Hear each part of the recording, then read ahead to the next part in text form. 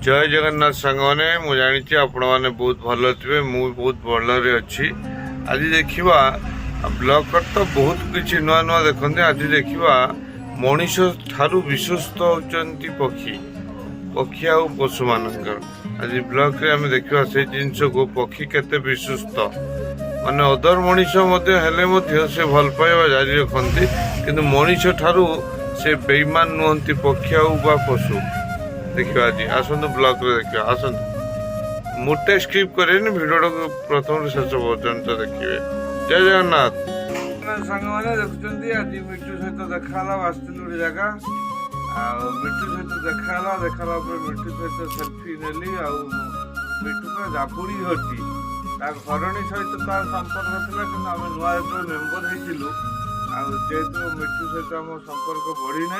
तथा से मिट्टू सहित बहुत कोशिश कली मिट्टू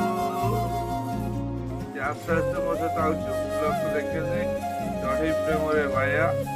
प्रथम आपण देखिए ब्लॉग देखते ना बहुत सुंदर है मुझे आसली बुलिया एमती गोटे जगह मिट्टू सहित एमती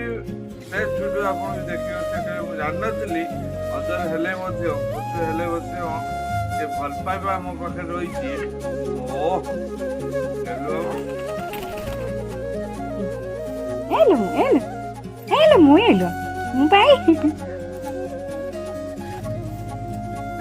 चिन्ह पारनी सत किंतु प्रेम भाया धरली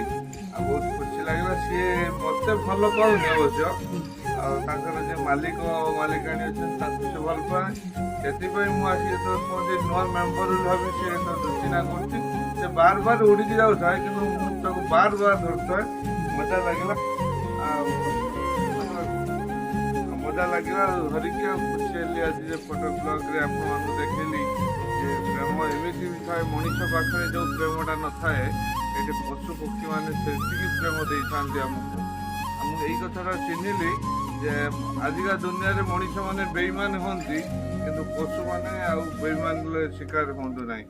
सी न चिन्ह मो पाखे बसी मालिक मालिकाणी जो अच्छा तो केते स्नेह करते अन्य मान मनीष ठारू मु भाव विश्वस्त बोधे चढ़ई मैंने चढ़ई आ पशु मान आज बहुत किसी मुझे देखिली अचिना कर से बार बार उड़ी जाऊे बार बार धरुए आ खुशी लगे जे मुझे आप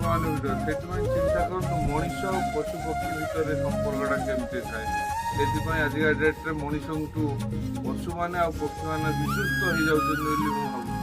बहुत बढ़िया लगे आप मजा उठेबे ब्लॉग निश्चय डेफिनेटली वीडियो स्किप करेंगे प्रथम शेष पर्यंत देखिए जो पुणी भी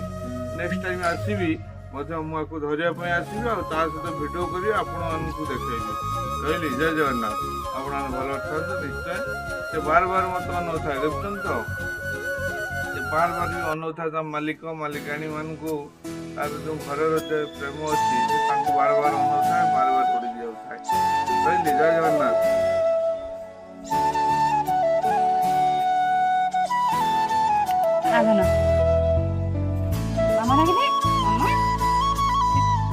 भी देखिए मो पाख गला से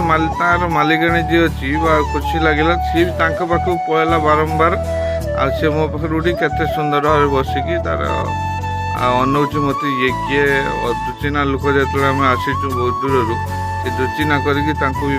पछपट